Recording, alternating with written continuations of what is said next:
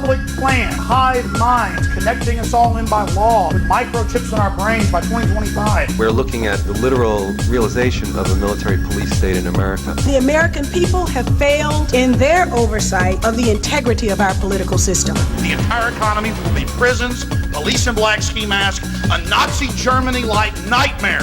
The final target is the American people. We need to break that connection between the police and the military. They're charging people with weapons of mass destruction because they have marijuana. I support the Constitution, which puts me at odds with my own party. There really is an Illuminati. There really are 13 families. They own the big banks and print the money. They're in our universities and they're in our congresses, and they believe in one world government. And plunge the American people into the deepest economic abyss of a generation. If we have, or when we have another attack, it looks like they'll come with more legislation. Again, problem, reaction, solution. Over and over again, government uses crises to scare the population into submission. That is so important to understand. Topping our news, the approval of a resolution against the Patriot Act by the Austin City Council. The council approved the measure late last night by a vote of 4-3, and before making the decision, council members heard arguments both for and against the law, which gives the government more surveillance powers. Our Veronica Obregon was following the debate and brings us the latest details. It took more than 4 hours for the city council members to adopt a resolution regarding the Patriot Act. That's because dozens of people signed up to talk on behalf of the act, and at one point the meeting got a bit heated. I personally would like all our children to live in a country where they can have the say and the control over their lives, and not some corrupt government official telling them what they can and cannot do. The USA Patriot Act is unnecessary. It is an insult to Americans. It is an insult to the heritage, to our heritage, and everyone who has worked together to create this country. For the first time in my lifetime, I'm hearing from more and more people who are worried that fascism could indeed happen here. Speakers varied, but opinions towards the Patriot Act rarely did.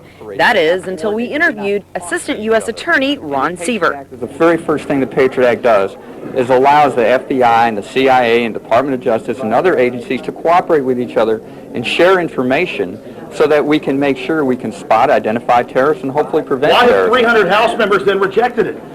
But in the middle of our conversation, activist Alex Jones called the assistant attorney a liar.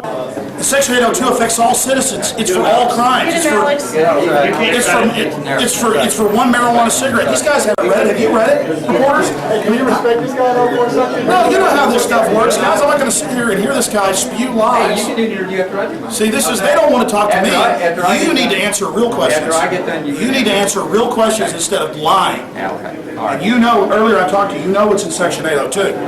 You know. Can you guys your title again? I'm sorry. He says the Patriot Act gives law enforcement permission to search homes without warrants. And now under the new Patriot Act, they have sections where they say our officers need not even need these administrative subpoenas or warrants. They can just carte blanche go anywhere they want for any crime. The status of warrants is the same as it always has been. To do a search of a residence, we have to go to a judge and show probable cause, and a federal judge has to authorize it, and there's no change. That is not true. It clearly says secret. We will protect liberty at all costs. Hey, guys. That was Veronica Obregon reporting. Meantime, some Central Texans, as you could hear in that piece, are still struggling with the effects of the Patriot Act.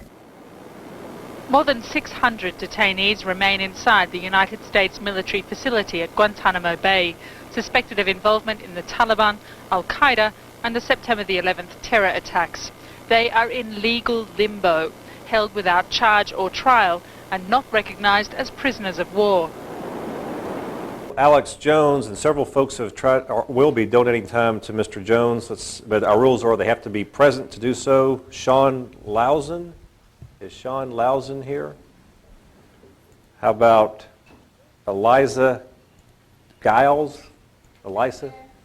Mayor, I had about 20 that we can haul in here. I know. And I know 15's the max. We'll figure out. Yes, you're four folks will be the max. So you'll get there, Mr. Jones. Don't worry about it. All right. Thank you. Denise Keeper Lausen. Sorry. Carlos Tame. Okay, Carl. Okay. Dummy. Yes. Okay. How about Mark Wallace? Mark Wallace.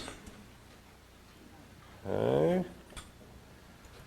Let's see now. Well, so far that's only 6 of the 5 people that attempted, Mr. Jones, to give you 3 minutes. Only 2 are here, so you have 6 additional minutes. That'll give you 9. Well, unless somebody else. Mayor, I can go outside and get people. I think folks kind of got. I mean, I'll give mine to them. Are you signed up to speak? Yes, I am. What's your name? Trevor Holly. Yes, sir. Okay, I need one more person. What's your name, ma'am? Rebecca. I'm sorry. What's the last name? Crescitillo. Okay.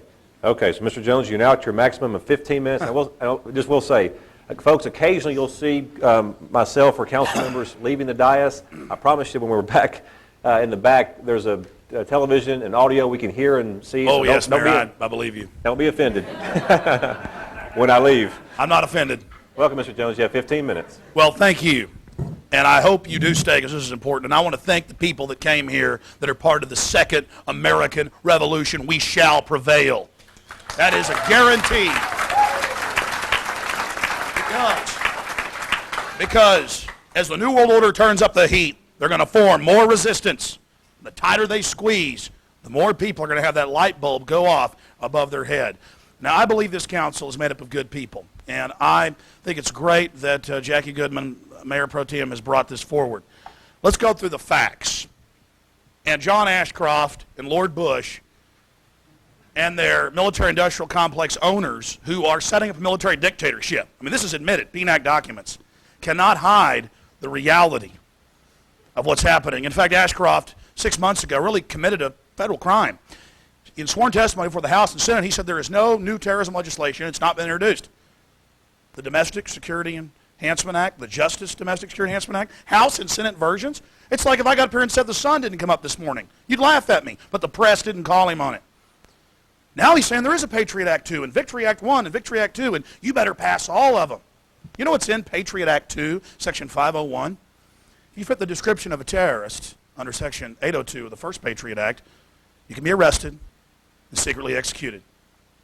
That's right, a 3 military judge panel.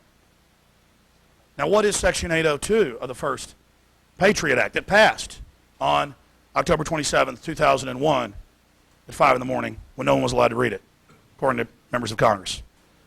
The definition of terrorist is any action that endangers human life that is a violation of any federal or state law. They have many other definitions about anything that influences government. Go read it for yourself. They're counting on you not reading it. They're counting on you not finding it. Ron Paul and others have pointed out that Hitler and Stalin and people didn't have the nerve to put stuff like this down on paper. They just did it. That's what's so amazing about this. And to see the assistant U.S. attorney here peddling this is really sad, but I know it's under orders. Because 2 months ago, it was reported that Ashcroft met out in Hollywood with the heads, the big editors of all the newspapers, and the heads of law enforcement, and said, we'd like you to go out and write editorials, editors, we'd like U.S. attorneys, assistant attorneys write editorials, get on talk shows, get out there and sell that this is the people, that this is good, that this is a wonderful thing. So I want the council, in case you don't know this, and the people here today to understand that it's a stage-managed event. I mean, it really was hatched in a smoky room to oppress you, to manipulate you, to con you.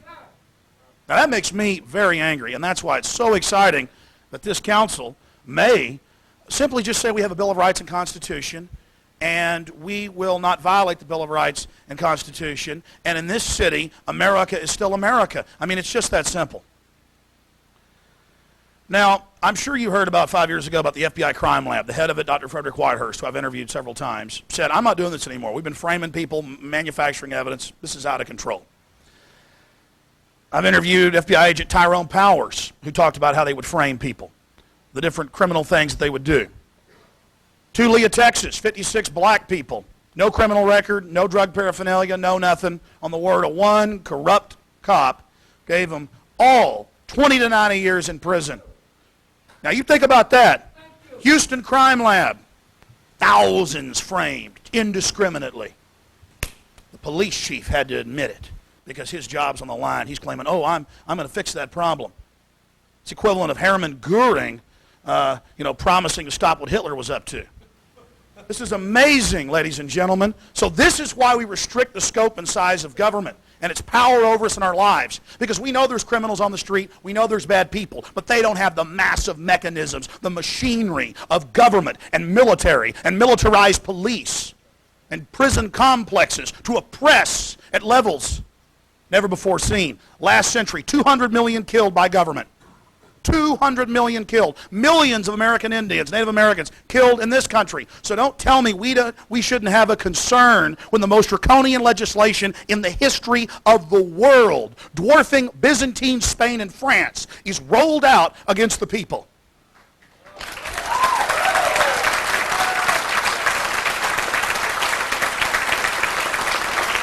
Now, I could list the crimes. I could list the crimes of the FBI, the Defense Department, state police, local police, all day long. My point is, history shows us that we must watch and we must control and we must limit powerful men, because power corrupts and absolute power corrupts absolutely. And I challenge members of this distinguished body to be part of history, to not abstain, to get out on the field in your life, and you'll truly be alive. To not sell out to this corrupt system. I spoke right before Ron Paul just a few weeks ago, right outside Austin. He talked about how his poll numbers just go up and up and up, and the support just gets greater and greater and greater as he resists all of this, and as he says no to this, and as he throws the lobbyist out of his office. The truth is, when the whole world's sold out, you guys are going to get more power out of not going with the system. This thing is in terminal velocity. This thing is falling down around itself. The corruption, the comprehensive annual financial reports, the scams. Now, got about 9 minutes left. I'm going to try to go through these points because they're all very, very important.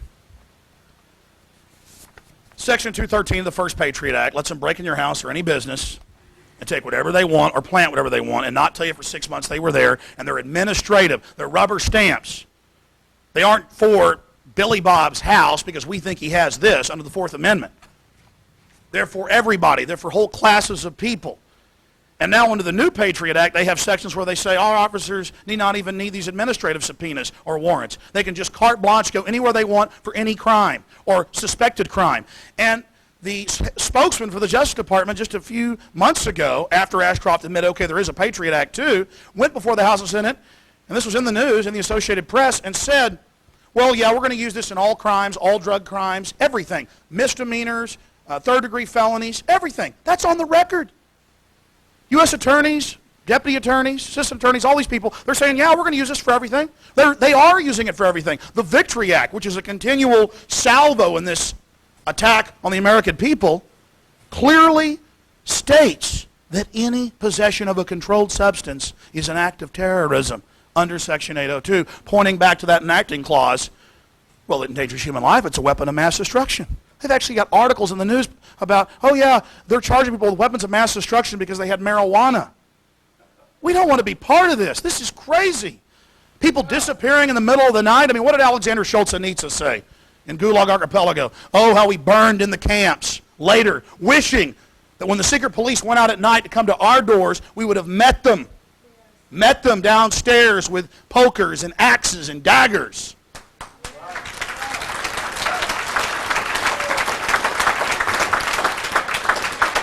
America is a great country full of great people, and it deserves better than what's happening. And I personally monitor every day the news wires, Reuters, AP, AFP. I spend 2 hours in the morning, 2 hours at night, and I have several people that work for me that do the same thing. And I mean, it's well in excess of 400 cities and towns. It's now 4 states. I mean, it's been at 140, 170 for 6 months in the news? More propaganda. Can't the press get anything right? Can't this controlled corporate whore machine get anything right?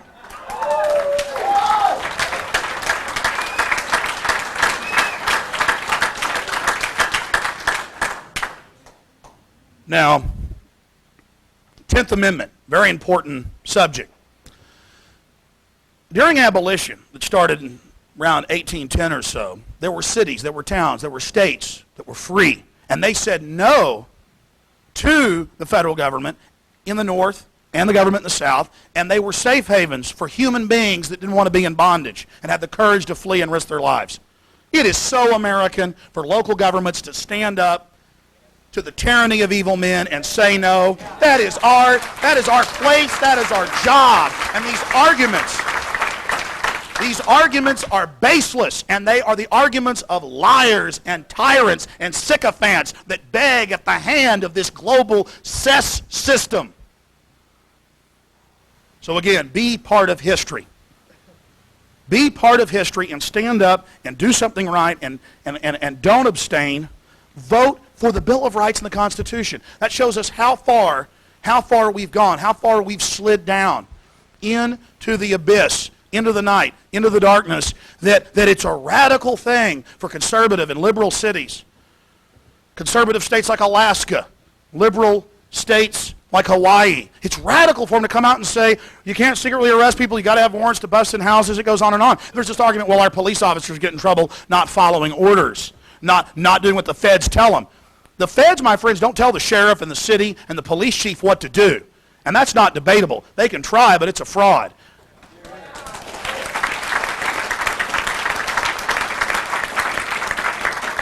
And it goes back. It goes back to the 10th Amendment time and time again.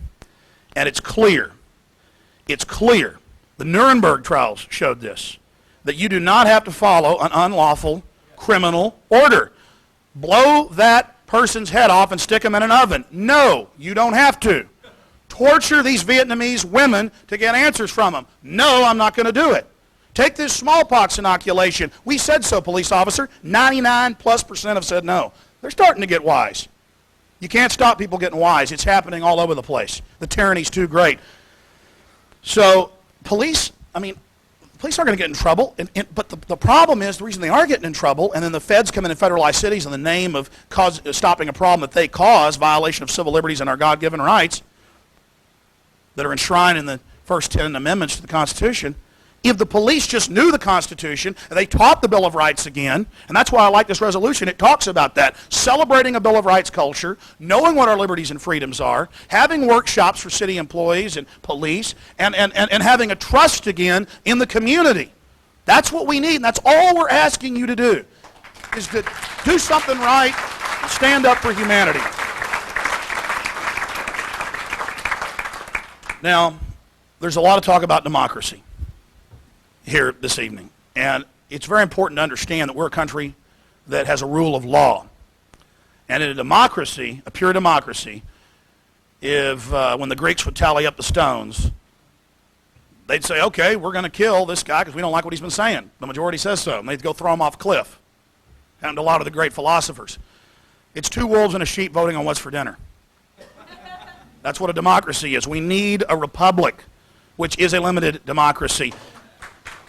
Where just because a bunch of people under fear, when the dictator's carrying out terrorist attacks to scare the people into submission, can't stampede off the cliff and round up Arabs or Muslims or Christians or people's land they want. That's what freedom's all about, is protecting everybody. And that's what our beautiful republic does. So please, this is a big step. This is standing up and saying no to this tyranny.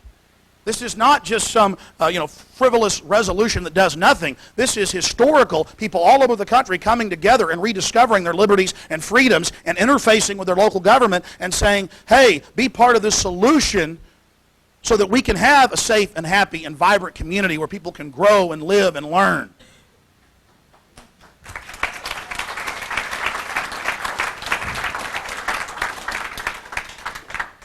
Now, it really is important also for the council and for the people assembled here today to understand that the level of deception and manipulation and skullduggery surrounding the Patriot Act's passage, surrounding the introduction of Patriot Act 2, Victory Act 1 and 2, all of the arm twisting and garbage that's gone on in Washington, D.C., that is all the more reason. The lies by the Justice Department and their minions telling us that it doesn't affect citizens, telling us that we don't have anything to worry about. It demands that we stand up and speak out and repudiate this nightmare legislation. I mean, it just, there's darkness swirling around this thing. And as more of the veils are pulled away, we see the true horror of what they're trying to build, what they're trying to construct. And I'll just close with this. And it is scary, and we need to be scared. So we can get involved and stand up. That's what fear is about. Getting you moving, not hiding under the pillow, not hiding under the bed. General Rick Baucus, you should have heard about it in the statesman, but of course you didn't. Brigadier General over Camp X-Ray resigned. He said,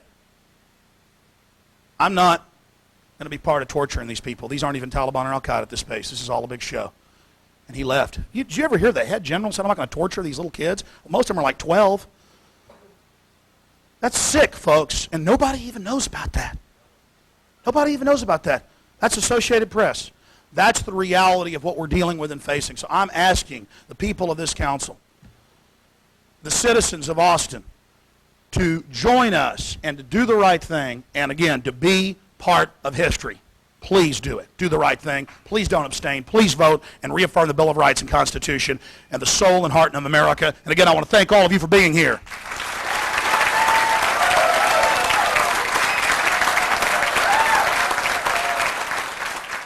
Congresswoman Cynthia McKinney is an unusual person.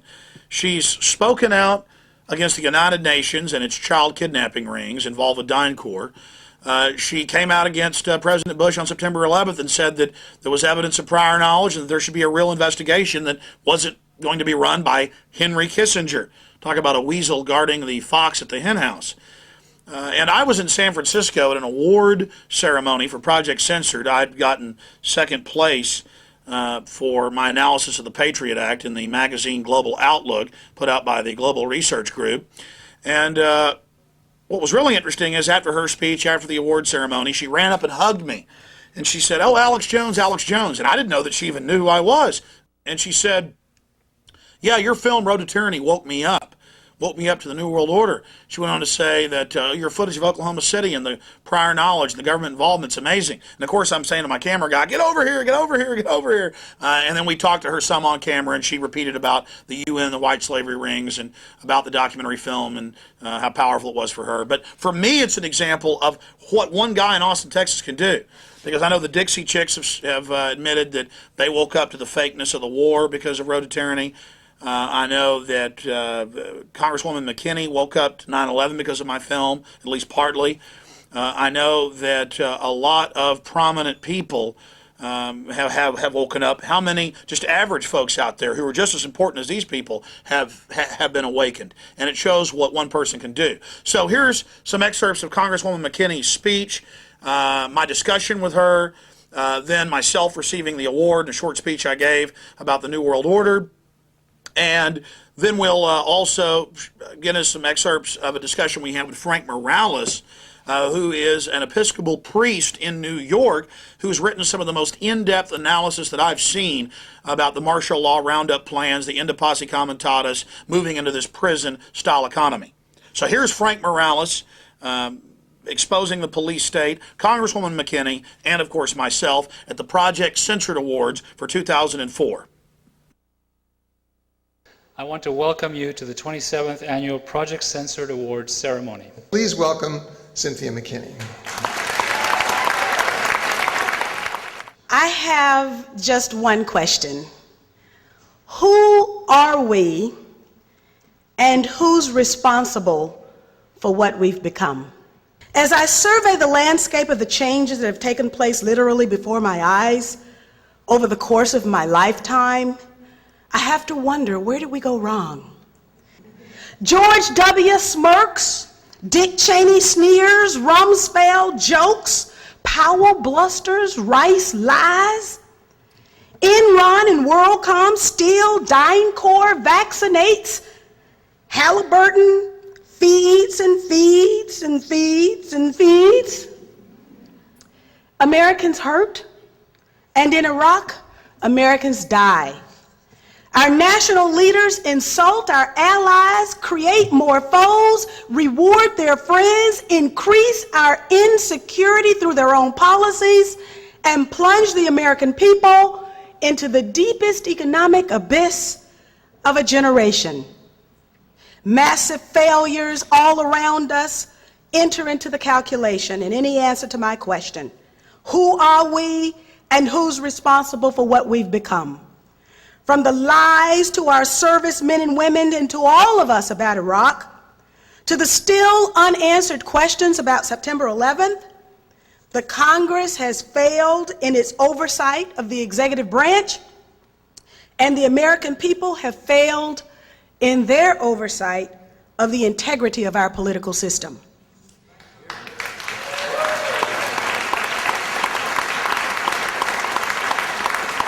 It's abominable that Rumsfeld can say America can afford the extra $87 billion for corporate outrage and human cannon fodder in Iraq, while at the same time women and children constitute the fastest growing segment of our homeless population. The very act of our sitting vice president taking a paycheck, I can't even believe I'm saying this, taking a paycheck from the American people while at the very same time taking one from a corporation that gets billions and billions of dollars in no-bid, sole source contracts should make us all outraged, and the vice president should blush. But these people don't blush because in the end, they know they can get away with it. We also now know that the administration has kept many secrets from the American people, including changing a September 11th ground zero environmental impact statement in order to speed up the opening of Wall Street. They've lied to us on Iraq. They still haven't told us what they knew and when they knew it about the tragic events of September 11th, and yet they have intimidated the poor 9/11 victims' families into giving up their right to sue the perpetrators and their supporters who helped carry out the 9/11 attacks. That's why my last piece of legislation allowed the September 11th families to participate in a government compensation fund and sue, and thereby find the truth for all of us on what actually happened on that day. I believe the promise of our country was stolen 2 generations ago in bold and brazen acts of violence. Snipers' bullets took that America away from us. And almost in rapid succession, bullets took Martin and Bobby from us too. It came to my attention during my last days in Congress that Bobby was considering Dr. Martin Luther King to be his running mate. Now imagine the America we might have had. But when confronted with evil back then, what did we do? Not too far away from this very place, Mario Savio of Berkeley's free speech movement told us what to do. Mario Savio told us that sometimes when the machine becomes so odious, it makes us sick. And at that point, we have to put our entire bodies against the gears and the wheels and the levers, against the entire apparatus, and we have to make it stop. And that we have to say to those who own the machine that unless we're free, we'll prevent the machine from working at all. There's a time when the operation of the machine becomes so odious, makes you so sick at heart that you can't take part. You can't even passively take part. And you've got to put your bodies upon the gears and upon the wheels, upon the levers, upon all the apparatus, and you've got to make it stop. And you've got to indicate to the people who run it, to the people who own it, that unless you're free, the machine will be prevented from working at all. Who are we and who's responsible for what we've become? America is us, and we're responsible for what we've become. If we answer in any other way, We're content to have others define us, even others who have proven to us that they can't be trusted. A young teacher recently asked me, what did I think she could do to advance the cause of people who think like us? I told her that the greatest gift my teachers had given me was the ability to think. Teaching our young people how to think is the greatest gift our teachers can give, for it's the independent thinkers who will save our country. So my hat's off to the professors at Simona State for even conceiving such a program, and to the university for being committed to it. Project Censored ensures that our country will have a cadre of young people trained to think. And for those of us who care enough about our country to find out what's going on, Project Censored makes it easier for us to know so that we can make for our country a better tomorrow. Thank you to the journalists for writing the stories that you've written. Thank you for inviting me to participate, and thank you, 7 Stories. Thank you. It was amazing meeting you. You say you saw my video, Road to Tyranny? I saw your video. It's absolutely wonderful. And what's so good about it and irrefutable about it is that you use original footage. And what through my experience with working with COINTELPRO and the murder of Dr. Martin Luther King Jr., I can tell you that the one thing that they don't want in the hands of the people is the original footage, because then people like you can go back and dissect exactly what happened, exactly what was said, exactly who said it, and at what time they said it. And that's exactly what you did. And so the credibility that you give to your argument by using their own words and their own timeline is phenomenal. So you did all of us a tremendous service by giving us the documentation that you did. Well, we're talking to Congresswoman Cynthia McKinney, and I'm not just saying this on the radio, I've said it many times. You're one of the few people that had a wide range of understanding in legislation. And you spoke out about so many issues. Whenever it was about freedom or liberty, wasn't a Republican or Democrat issue. No, not you at stood all. up, which is why the establishment obviously targeted you among just only a handful of others in the last decade. They had to get out of there. What would you say to others out there about getting involved and making a difference? Well, there's one thing that's for sure. If you don't get involved, you'll never make a difference. But by getting involved, I believe we still can make a difference. Now is not the time for us to give up on our political system. We're here in California. On October 7th, there is going to be a result.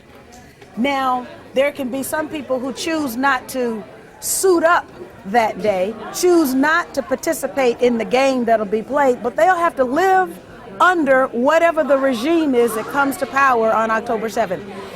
In 2004, in November, there's going to be an election and there's going to be an outcome.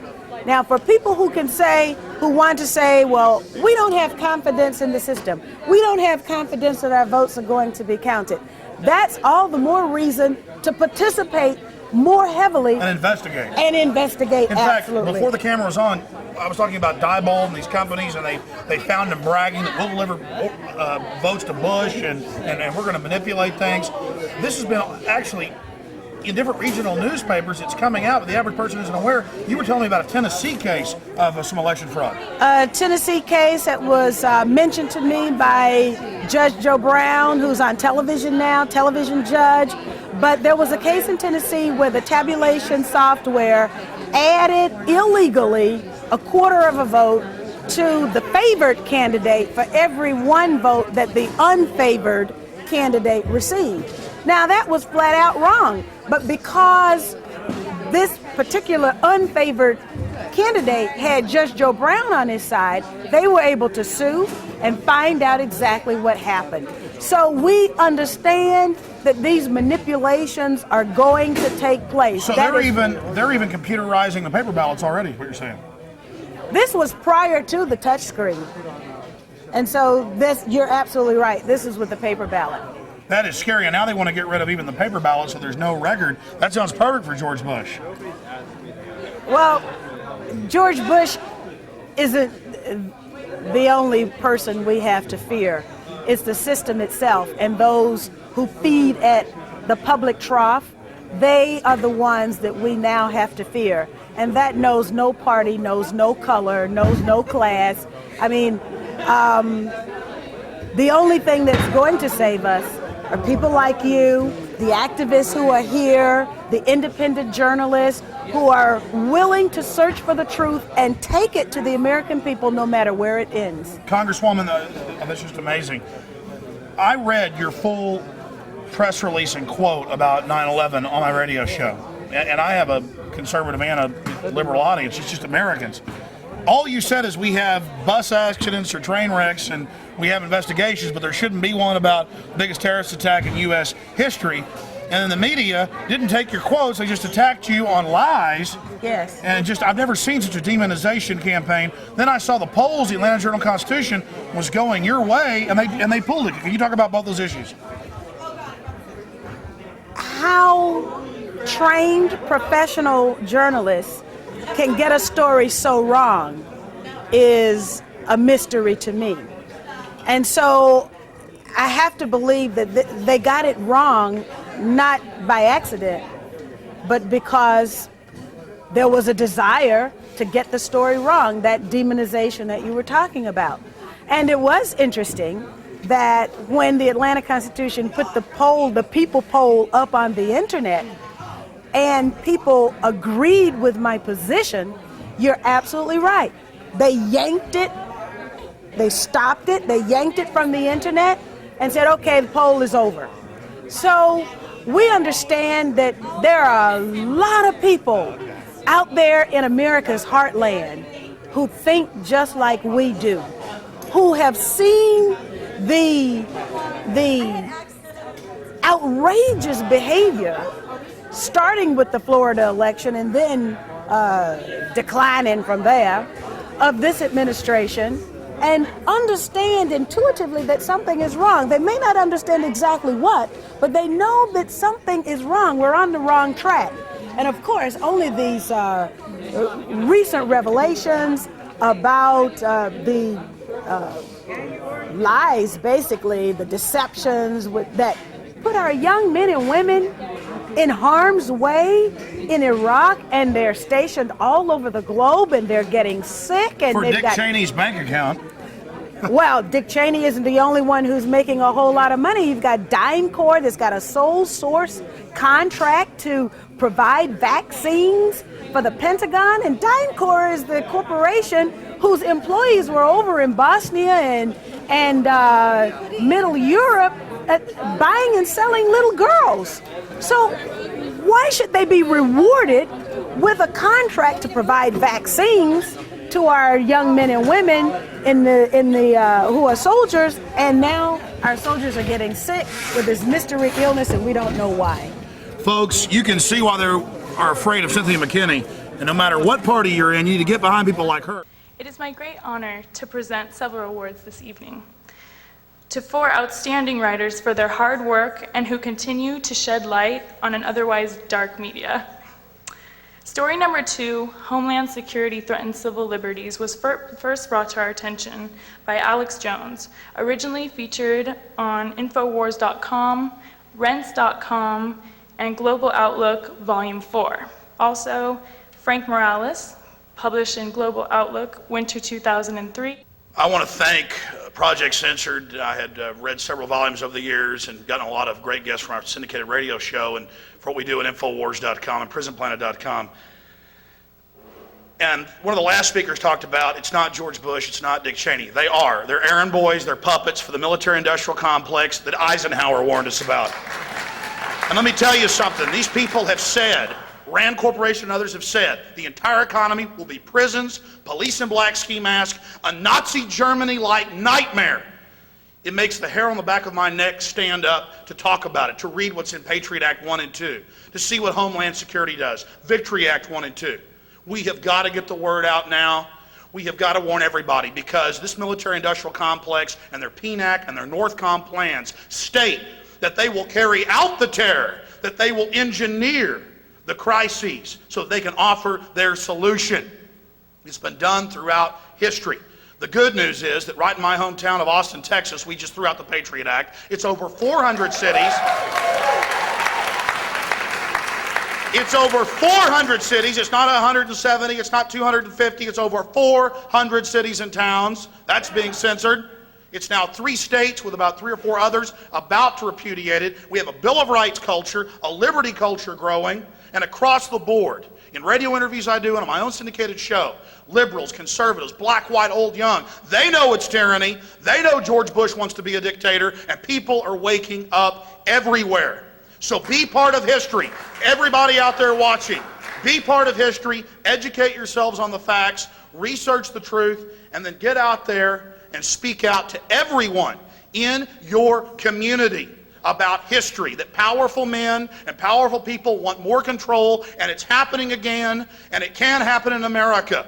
If we don't do this, we're delivering our children and our culture and our society into the pit of a new world order global system of complete tyranny. And if America falls, the rest of the world will be swallowed by this neo-fascism that will make Brave New World in 1984 look like a cakewalk. Thank you so much for being here, and thank you for standing up against tyranny. Infowars.com.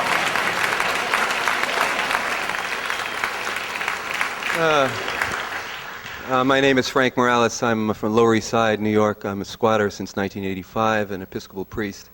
I wrote a piece for Global Outlook magazine entitled Pentagon Declares War on America, which dealt with, I meant that literally, which deals with under the operations other than war doctrine and the consolidation of the military and the police within America with the imminent repeal of the Posse Comitatus Act. Just this past week there was more talk of that, which will completely eliminate any distinction between the police and the military in America, the institutionalization of NORTHCOM, a domestic military command which is celebrating its 1-year anniversary this past week. We're looking at, what Alex was referring to, which is, the literal, realization of a military police state in America. The war on terrorism, particularly in its homeland defense manifestation, is a thin cover for the war on dissent. Homeland defense, I wrote a piece for Covert Action in '99 because the euphemism of homeland defense was being tossed around at the Pentagon at that time. At that time, homeland defense was very clearly about civil disturbance suppression, growing out of an extension of the Garden Plot operation. We can't get bogged down and get paranoid about these things, but we have to take action.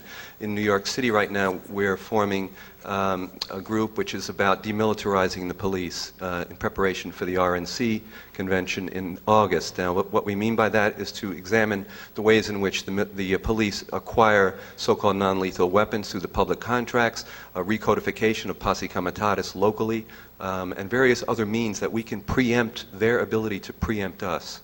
So we need to get involved in some concrete action so we can push these things back. Okay, all power to the imagination. Thank you. Yes.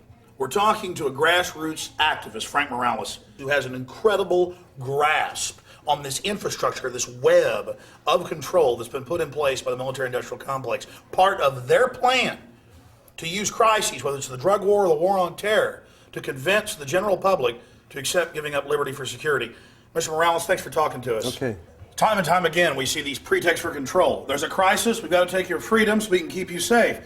But when you investigate it, when I've investigated it, it always leads back to these private corporations that sit as parasitic organisms above the mechanisms of government. Solutions, Frank Morales, in your years of study, to countering that. How do you counter that politically? And number one, how do you break the conditioning of the general public out there that's in kind of a mesmerized state? Well, one of the things that I think we need to rely on is, the fact that there's a long tradition in America separating the military from the police. George Washington, for instance, refused kingship, was offered this title, but refused to take on that role, suggesting that, it was not right for a movement in those days that was about opposing the state, the quartering of soldiers in people's houses and so forth. It was an anti-militarism that sort of founded this country, and the separation between the military and the police is kind of the foundation upon which our democracy is built. So I think one of the things that people need to look at is the ways in which that we can recodify the Posse Comitatus Act. The Posse Comitatus Act being the criminal statute which bars the military from enforcing laws domestically. One of the things that we're trying to do in New York City right now, along with the Bill of Rights defense committees which are popping up around the country right now, is to recodify Posse Comitatus locally, so that we can begin to break the connection between the militarization of the police and the kind of transfers of technology, non-lethal weapons, and so forth that's coming into local police forces. Right now, we're looking at 1,000 or more SWAT units around the country. We're looking at drug pretexts for Waco. Waco was ostensibly a drug operation, which allowed for the involvement of Delta Force and other military forces. So there's a connection between this war on drugs and any number of situations in which the civil liberties and the rights of American citizenry are being threatened and undermined right now. We go out in the communities around Austin, and these are old communities in the 1830s, 1840s, Yeah. happy little communities, and they go, us and all our neighbors have been raided by the Army. Yes. And they'll have the Army with them with helicopters in support, with men cussing and yelling and screaming at children, and nothing's found, and they get mad. Right. It's like they're raiding a Viet Cong village or something. Exactly. At the recent few years back, I'm sure you're familiar there with the urban warrior war game scenarios that the Pentagon was carrying out around the country. Oakland and everywhere. Yeah, they were doing them all over the place, and in some cities, they were thrown out.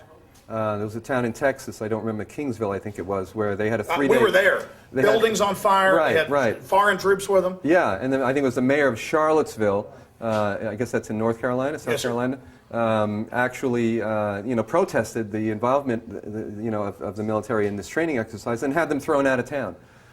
So in that case, the Chief of Police in San Antonio, too. Yeah, so, I mean, but these exercises are thinly disguised, civil disturbance suppression exerizes. Conditioning mechanisms. Yeah, they're getting people used to the involvement of the military. When you have Bush, literally this week as we're speaking, we're in the first week of October 2003, getting ready to repeal Posse Comitatus Act. Thereby, eliminating any distinction between the military and the police. I mean, they're not talking about getting us used to it. They're talking about a complete consolidation of the military and the police, so that military people will be able to search your home, will be able to arrest you legally under the weakest of pretenses. In the case of New York, oh, sorry, we broke in. The woman died of a heart attack, Mrs. Sproul. That's a horrible case, but I see cases scanning newswires every week where it's the wrong house and they shoot some old guy or some young boy in the back and say, well, collateral damage is the war on drugs. Exactly. And then you catch the CIA shipping the trash in to begin with, and they bust some cartel that didn't pay them their cut. Exactly.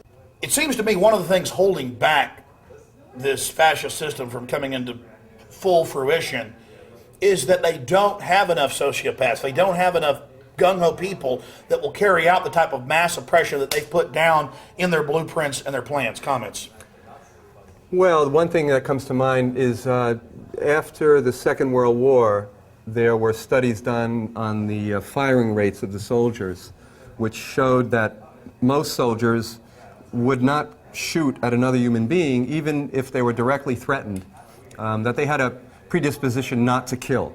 So to make a long story short, by the time of Vietnam, the manner in which soldiers were trained has shifted to a form of operant conditioning. So marksmanship is no longer little ducks on a pond, on a modified pond that you knock over and whatever on a fence. It's video simulation, video rooms that you walk into, and they develop a quick shoot reflex. In New York City right now, the NYPD has a contract, and so does the LAPD, with Firearms Training Systems Incorporated, based in Sewanee, Georgia. Firearms Training Systems Incorporated not only trains the LAPD in marksmanship and the NYPD using operant condition, so on, but also trains the Marines, also trains militaries around the world. Firearms Training Systems, until recently, was headed up by Peter Marino, who comes out of the Central Intelligence Agency, the unit of the sector of Central Intelligence Agency, which was responsible for MKUltra. So it's a psychological, molding psychologically the personnel who are involved in police agencies to develop quick shoot reflexes. So it's an attempt to socialize and to create a psychological mechanism within the soldiers so that they can more easily kill. You're talking about switching off the thinking process. Exactly. Hitler talked a lot about that. In fact, in New York City, during the Diallo trial, because people ask why is it that the cops who ostensibly shot Diallo 41 times, how could they possibly have gotten off, right? If you examine the details of that trial, which I did, they got off according to the judge and according to the various testimonies that were made because they were not thinking when they did it. They were acting on their training. Firearms training system in their brochure, which the NYPD has a contract, in their brochure they say firearms training system having a contract with us also gives you protection against liability against the use of excessive force. It says that in their brochure. We need to point out that there is an inherent contradiction between democracy and militarism. That militarism can only lead to an increase of violence all around. So that we need to be very specific about the ways in which we go about it. Some of the things we're doing in New York now is to identify, for instance, the contracts that the NYPD has with various so-called non-lethal contractors. Non-lethal weaponry is a booming industry right now. And whether it's rubber bullets, electromagnetic pulse weapons, which are being ready to be utilized on the streets right now, which heat skin to 130 degrees from 200 yards away. This weapon exists. They're ready to bring it out. We need to break that connection between the police and the military, which is what's happening now. Bush's people are ready to repeal Posse Comitatus, the Posse Comitatus Act, which is the criminal statute that delineates the police from the military. Literally this week, they're ready to repeal that. Isn't that the key to what they're doing is that you have the military-industrial complex that owns the dominant media. Right.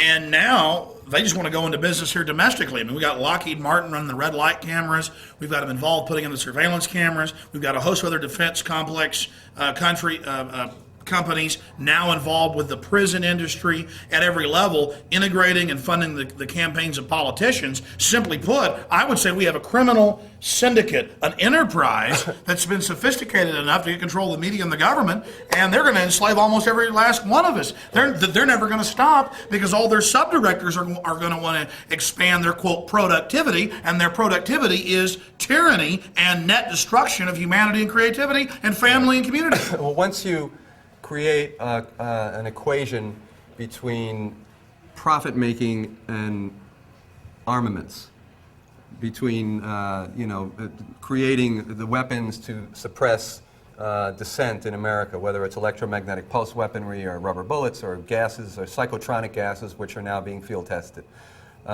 Once you create that symbiosis between profits and these weapons, that's a dangerous situation. This is what Eisenhower pointed out years ago in warning about this military-industrial complex. The thing we need to do as a citizenry is to do what we did back in the days of the Revolutionary War, is to identify militarism as the enemy and to go at it. Even whether it's locally, to disarm the SWATs. You know, we're talking about 1,000 SWAT units around the country right now. This is the people's money that's being put to use in buying this weaponry. The people need to get inside of these police stations and implode them from inside. They need to go in, identify ways in which they can disarm the police in these contexts, to recodify Posse Comitatus locally. In other words, to enforce the distinction between the military and the police. They need to propagandize the police. So it goes back to education. We have to be force multipliers, special forces leaders for liberty and freedom in our communities to go in and speak some sense and some dignity to these people. And I've done this, and I've preached this to my viewers and listeners, and we've seen change. Look at the 400-plus cities that have passed laws against the Patriot Act and Homeland Security. Look at the states that have done it. Look at the massive resistance that has formed against this, which is being ignored by the dominant press, and that's only fanning it. So just amazing points from Frank Morales. And to everybody out there, you are leaders. We can't do it all for you. And you have to educate yourself on these facts. You have to get out there and reach out to people and understand that history is repeating itself. And you probably don't have a choice. I mean, it's not much of a choice to be a slave or be free. I know you're going to want to stand up for liberty, for freedom, and get involved. And what Frank's talking about, these 1,000+ SWAT teams, these multi-jurisdictional task forces, these are federally funded, federally controlled, and the media is there hyping it up like it's, you know, the new savior, you know, that only real men are members of this. Right. They're selling us this. Certainly you can see the propaganda they're foisting upon us, their lies, and you may think, well, that's so much power, such a massive structure of media, we can't counter that. But they have to reapply their lies continually. We show somebody a lie once, we take the curtain away from their eyes once, they're out on their own forever going and researching and waking up others. And that's where our power lies. We have so much power, but it's up to you to become those leaders. Can you speak to those out there, Frank, about becoming leaders and getting involved? Yeah, I would say that, you know, the pyramid, you know, the power is derived from the feds. It's a rampant executive, you know, mindlessness. The federal, you know, police and military entities looking to, you know, just completely erode our civil liberties on the base. But at the bottom of the pyramid, that's where the strength is.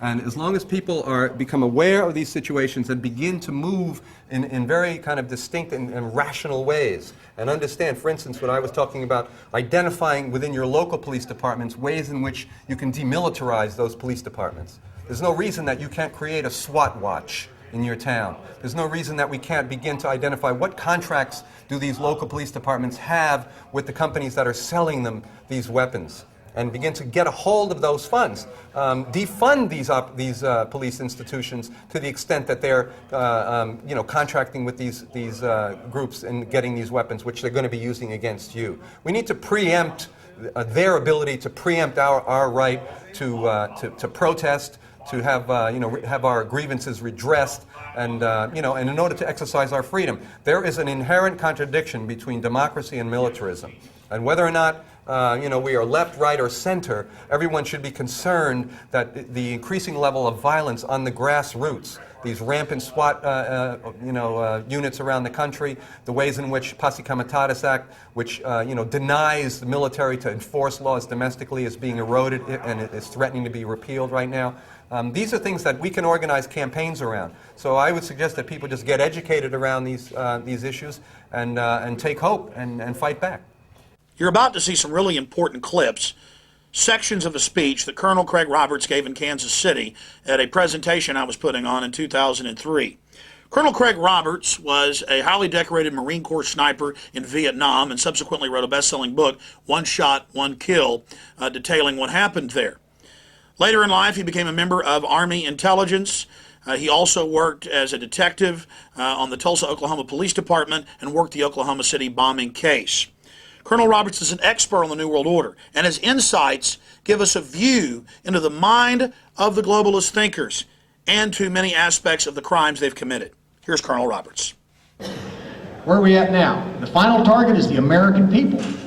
And who benefits? On the Hegelian principle, remember, create a fear of attack, pass a stronger anti-terrorism bill every time. Now, the way it works out, the difference between communism and Fabian socialism is communism says, kick in the door, shove a gun in their face, and tell them, be a communist or die. Real quick.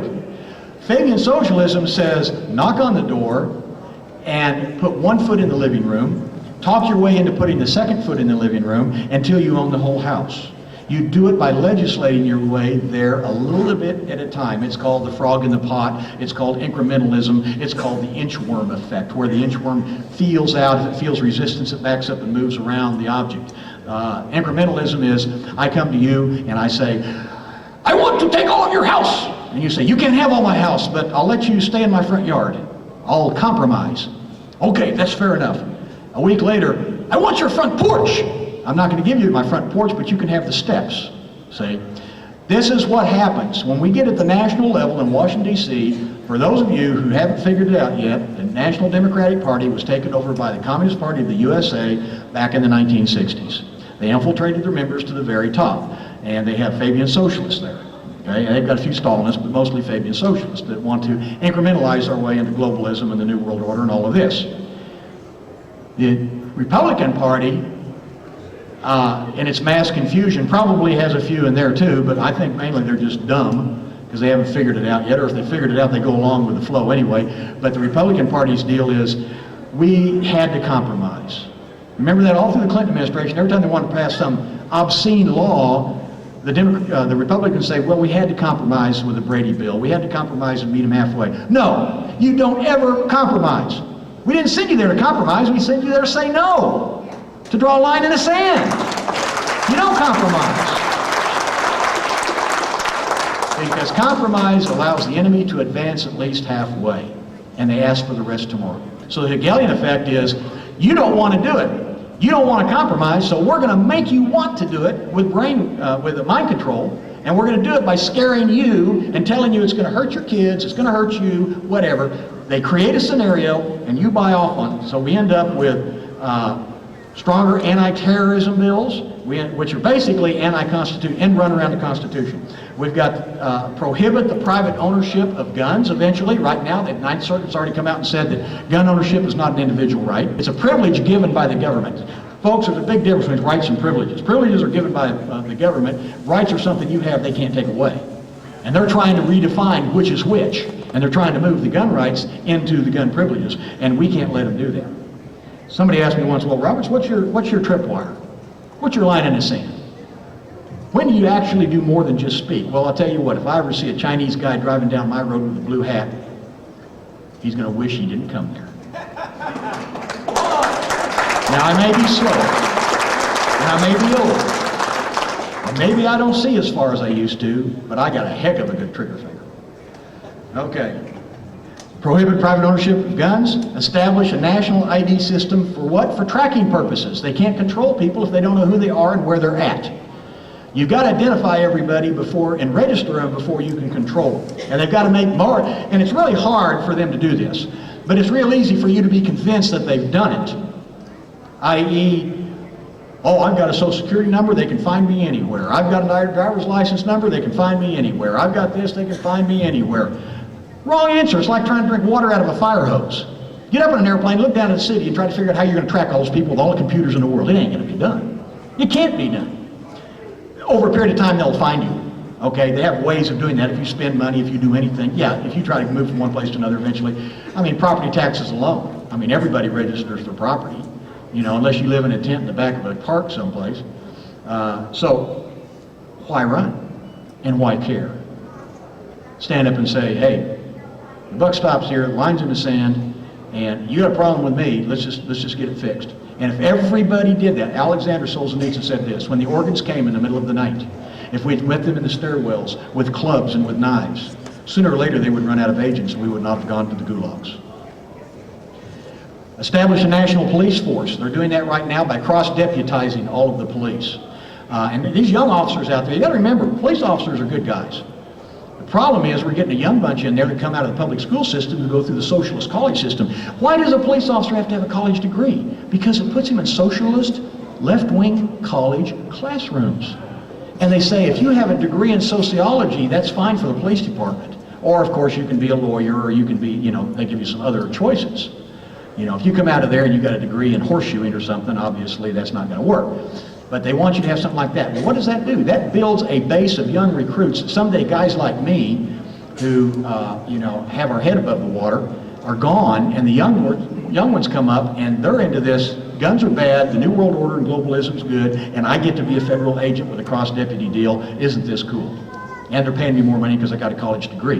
It's a mind control deal for the young. And when the older officers are gone and we can't explain to them, we got some problems here, and we need to talk about things like, what does the Constitution say that you took an oath to, like Jack McLam does to them, then I don't know what's going to happen. So I deal with officers all the time. I stay in contact with them. I drop by the lodge. I visit them. I stop in the street, you know, and talk to them. Of course, they all know who I am. I'm kind of a legend in my own mind over there, but in my neck of the woods. But that's all you can do. You do what you can do. That's all you're expected to do. Let me tell you something. Don't sit there taking the information and do nothing. If you want to be, I'm a patriotic couch potato, then you're wasting your time and mine too. Okay? You got to educate at least one or two other people, and they need to do the same thing. America is the last bastion. The globalists know that to establish an effective global government, no private individuals can be permitted to own or bear private firearms. There must be no chance of resistance or rebellion. The population of every country on the planet must be disarmed, followed by their police forces and local military organizations. The National Guard's going to get disarmed. The police are going to get disarmed. And how do we know this? It's happened all over the whole world, and we're the last ones left. Do you know who the only populations that have guns left besides us? Iraqis, PLO, Libyans, terrorist organizations. Now, when only the terrorists have guns, what is that going to mean? Okay? So the biggest thing is, if we meekly do what the Aussies and the New Zealanders and the Brits and the Canadians have done, we deserve what we get. They're going to legislate the guns away by fear, create fear by using the events in the media, have legislation ready to pass that reduces or eliminates firearms in the hands of the citizens. How many can you own? How big are the magazines? Pretty soon it's going to be single shot, then it's going to be, we got to get rid of certain categories and classes of weapons. How about the multiple projectile weapon of mass destruction? The shotgun. How about the preferred weapon of the assassin, the .22? How about the sniper class weapons, anything with a scope on it? Pretty soon you got them all. You're about to see some key excerpts of a speech that Congressman Ron Paul gave at a rally against the Patriot Act outside Austin, Texas at McKinney Ruff's. The congressman talked about how the New World Order's financial system is creating a climate for depression in the United States. He also talked about the neocons and how they're really not conservative and have betrayed conservative ideas in America. Congressman Ron Paul then went on to admit to a questioner in the audience that yes, it's no secret there is a world government and there are these globalist thinkers that want global governance or government. So here it is, Congressman Ron Paul, deep in the heart of Texas. Boy, what a nice crowd. This is pretty neat. And I actually got applause for an introduction. I don't even get that in Washington. Go to Washington and I just barely get by, you know. But it is real nice to be here. And it's nice to be at home. It's nice to be in Texas. And basically all of August I've been here. And it's very encouraging. You know, in Washington, if you think that the world is what we see and hear and do in Washington, you know, you have really a distorted viewpoint about what America's all about. So it's when I come home and get to visit and get to speak out and get to visit with people like you that I realize that there are some very deep concerns about what's happening in this country and that you're on the right track and that you want to do what's right and you're not coming to the government to looking for handouts and special interests. So that to me is very encouraging, and there is but one special interest that we should be working for, and that would solve just about all of our problems, and that is our liberty.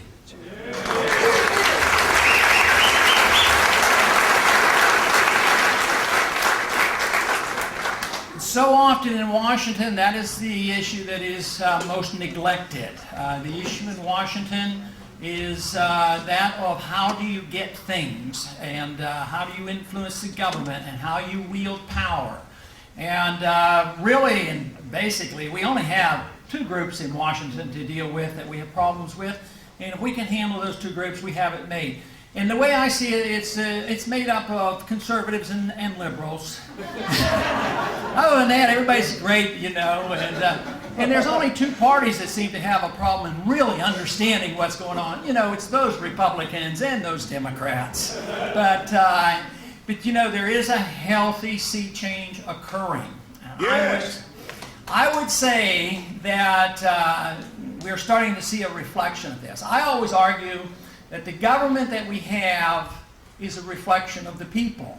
And you say, boy, that's bad news. Look at what kind of government we have. What can we say about the people? Well, it's a slow effort. That is, the people may change before Washington changes. And Washington's not doing badly, considering the fact that on average they're about 20 years behind the times. They're about 20 years behind the people, and but we're seeing some catch-up. And I think just 2 weeks ago we saw some catch-up, dealing with the very subject we're going to be spending some time on today, and that is the subject of the Patriot Act. And this was the amendment that came up to the House floor, amendment that I was a co-sponsor of, and that was to tone down the Patriot Act, to get rid of totally and completely the sneak and peek provision in the Patriot Act.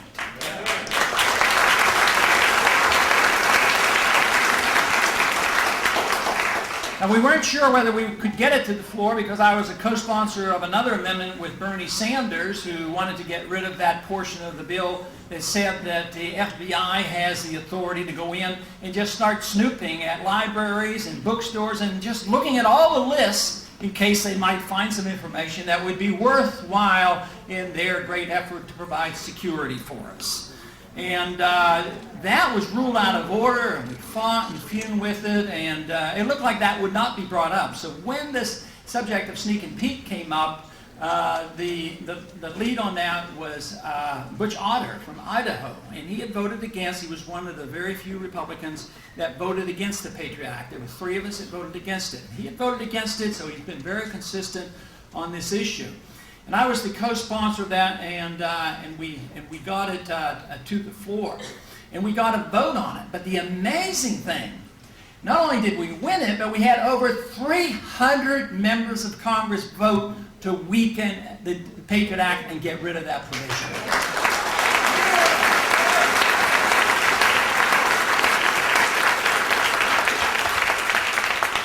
Now, it would be misleading if we were led to believe that all of a sudden Congress is waking up, that they finally read the Constitution and they voted on principle. But they did wake up to the tune of hearing some voices, your voices. And that's the part that I am so amazed about. Not so much that there were some of us out there, but you know, doing this, the job that I have in my own way for 20 years or more, you know, it comes around where you think, well, there aren't very many of us. So, and we don't have a great deal of influence in Washington, so therefore you say, yes, our numbers are growing, yes, I'm on radios and we get responses, yes, we have the internet, and, but is the message really reaching? And I think this vote is a reflection of the fact that several things are happening. One, there are more of us than ever before, and the other fact is that we have better means of communication. You know, we have the internet and radio and shortwave and newsletters and just so many more things available to us than 25 years ago when I first went to Washington. You had 3 major networks and that was it. So this is good news.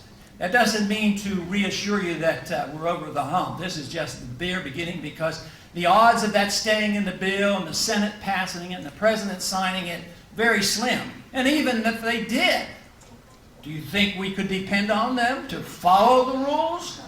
There's no way. I mean, you know, there's one portion of the Patriot Act that Ashcroft argued for, and he still argues for. He says, we have to do this. And he said, and somebody said, well, why do we have to have this radical change? He says, it's not so radical. He says, we've been doing that all along. We just want to put it into the law. So that's generally the way it works. So I want to talk, of course, specifically about the Patriot Act, but more about the attitudes in Washington, how it works, and what we're up against. First, it's a political attitude, the determination of individuals to go to Washington and do what they say. Have you ever had a member or a candidate come to you explaining their position and they sounded pretty good and then went to Washington and forgot what they told you? Has that ever happened? That was probably one of my early motivations to run for office, was the fact that too often we've been deceived. We can never agree on every issue. We can't have unanimity on everything. But we should have agreement on sticking to our promises and doing our very best to obey our oath of office, and that is to obey the Constitution.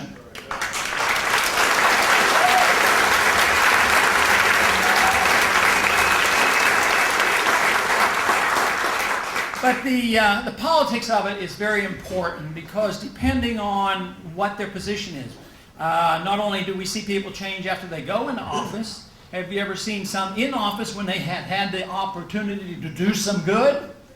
When they left, they became outstanding spokesmen for our policy, but didn't do anything for us when they were in office. And sometimes people are congressmen and they'll say one thing and represent a district. Then they want to become a senator, and all of a sudden their views change. And then you have somebody that wants a senator, he wants to run for president, and his views change again. So they're all over the place. Now I'm going to read a quote here from an individual. Some of you may have seen this. It was in one of my publications. And this is a quote from an individual when he was a senator. Sounds pretty good. Sounds like I don't think many people here will have too much objection with this. He said the Clinton administration would like the federal government to have the capability to read any international domestic computer communications. The FBI wants access to decode, digest, and discuss financial transactions, personal emails, and proprietary information sent abroad, all in the name of national security. The administration's interest in all email is a wholly unhealthy precedent, especially given this administration, Clinton's administration's track record on FBI files and IRS snooping. Every medium by which people communicate can be subject to exploitation by those with illegal intentions. Nevertheless, this is no reason to hand Big Brother the keys to unlock our email diaries, open our ATM records, and read our medical records or translate our international communications. The implications here are far-reaching, with impact that touch individual users, companies, libraries, universities, teachers, and students. Does anybody disagree with that statement? That's a fair warning. That comes from none other than John Ashcroft. But now he's in charge. He has the power, and all of a sudden his attitude is different. He will know how to handle the power and authority much better than the Clinton administration. But maybe Wallace was right. Maybe there's not a dime's worth of difference. It's too bad we can't make him eat these words. That's what he needs to do.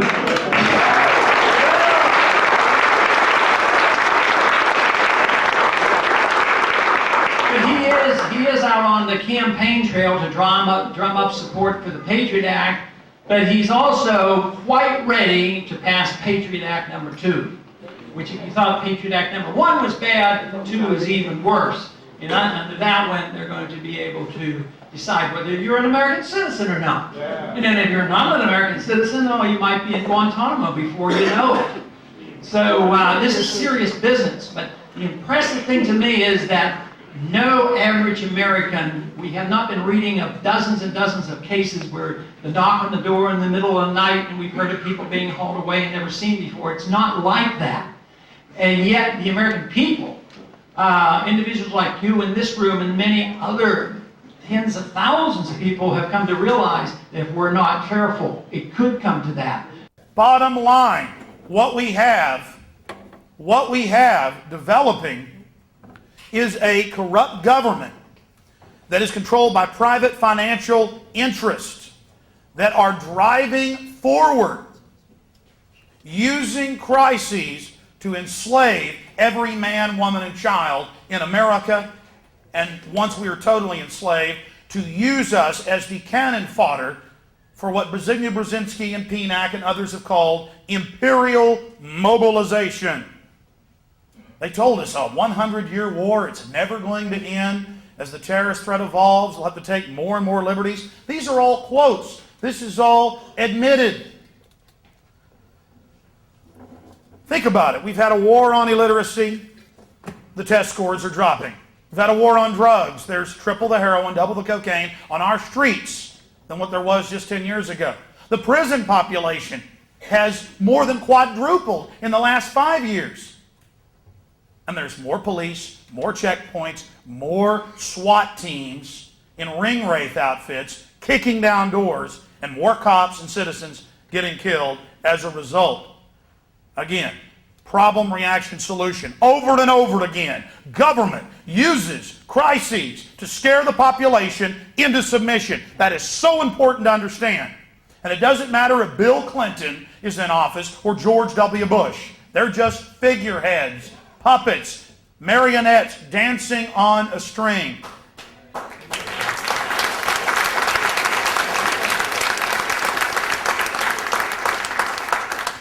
And you follow those strings back to the dirty little corner, and there's a big fat spider sitting there.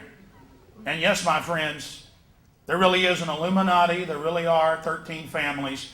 They own the big banks that print the money, and they have stated publicly that they plan to get all of us, that's 95 to 80% of us, out of the way to engineer a servant class and to totally take control of the evolutionary development of the human species. Now that's heavy stuff.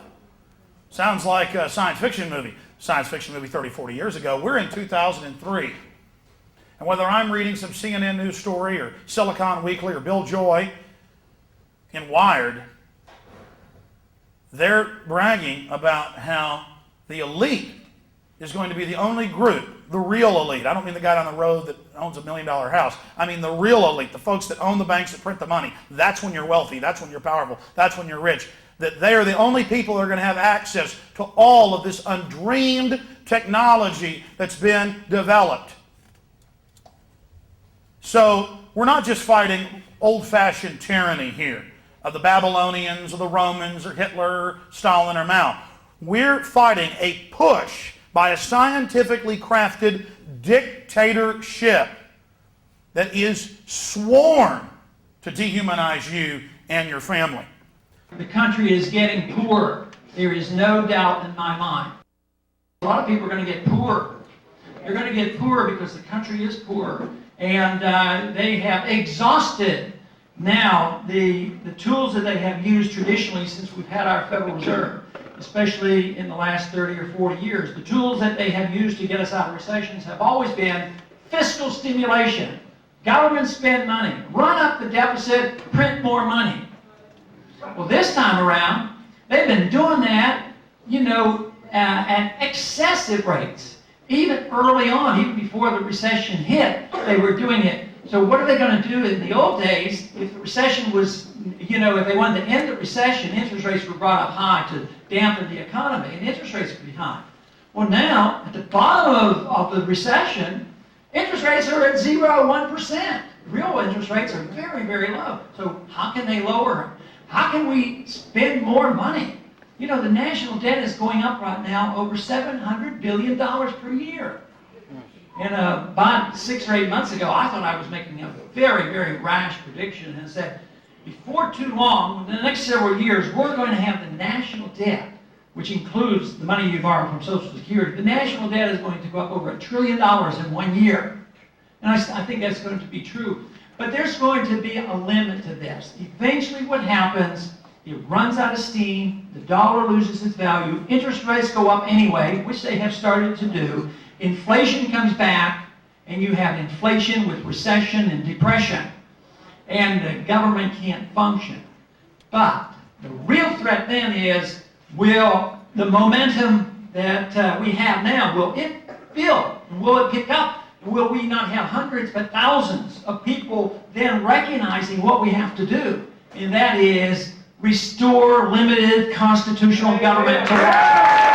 And I think what has happened to our country is that over the years, the prosperity, which was a consequence of our liberties, have become the dominant theme of everything that we do, whether it's local or national in politics. So it is the desire to get more and more wealth. And to get more and more wealth, you have to have more and more control of the government because the government controls so much of the wealth. So the concentration and the effort in Washington is 99% on preservation of wealth and what we're going to do, and very little concentration on the issues that we deal with, the preservation of liberty. If we concentrate and do our job and preserve liberty, we will never have to worry about our wealth. Thank you very much. Okay, he asked if there's an international conspiracy to overthrow our government. The answer is yes, but probably not in exactly the terms that you're inferring, at least my understanding. I can't go and say, well, I know the 25 people who meet and have made these plans, and this is what's going to happen. I think there are 25,000 individuals that have views opposite of ours. And they're in our universities, and they're in our congresses, and they believe in one world government. And if you believe in one world government, then you're talking about undermining national sovereignty, and you're talking about setting up something that you could very well call dictatorship. And those plans are there, but they're not quite, I don't see them as quite as sinister as a plot I think it's a philosophic fight. They believe in this. The people I know believe in internationalism, the United Nations, and some of those people who voted against the war didn't vote against the war because of not having a declaration of war. They wanted more support from the United Nations. And that attitude is prevailing because it's been taught so long in our public school system, as well as our universities, and the people of great influence on our major news networks, and most positions in government support internationalism that would lead to that type of. Can you speak to the neocons of your speech you gave about the Trotskyite, Machiavellian view? Yes. Now the neocon speech I think is available here, and it's 20 or 30 pages, so I can't go over the whole thing. But the whole purpose of it was to try to point out the philosophic background to those individuals who control our foreign policy. And a major part of it was a critique of a book written by Michael Ledeen, who's one of the leaders of neoconservatives, and he's at the American Enterprise Institute. And he believes in all this stuff, except he only believes in the United Nations if the United Nations does what he wants it to do. But he's almost a militant nationalist, and he had written a book on Machiavelli, and praised Machiavelli, and really believed you should use these tools, which are rather ruthless. So I took his quotes and answered many of his quotes, and I quoted him literally in order to try to keep it, from getting too emotional. And the interesting thing about this was he called me. He wrote emails, and he also called my office. He was outraged, by this. He wanted an apology and everything else. But he praised. He high praise of Machiavelli. But the most interesting thing is that book I had read it about 2 or 3 years ago. I think it was 1999 when I read it when it came out. And it was handed out to us at a Republican strategy meeting. And I read that, and it really, I went back and looked at it and said, when I was starting to put all these pieces together about who really got control of foreign policy since 2001, and that he was this ringleader in it, then I went back and reread this book, and that's what generally that book was about. Let me state this important facet of why we can't dig out of the mud, why we can't get out of this at this point right now. Because people are still in their Democrat and Republican camps. And you look at the people,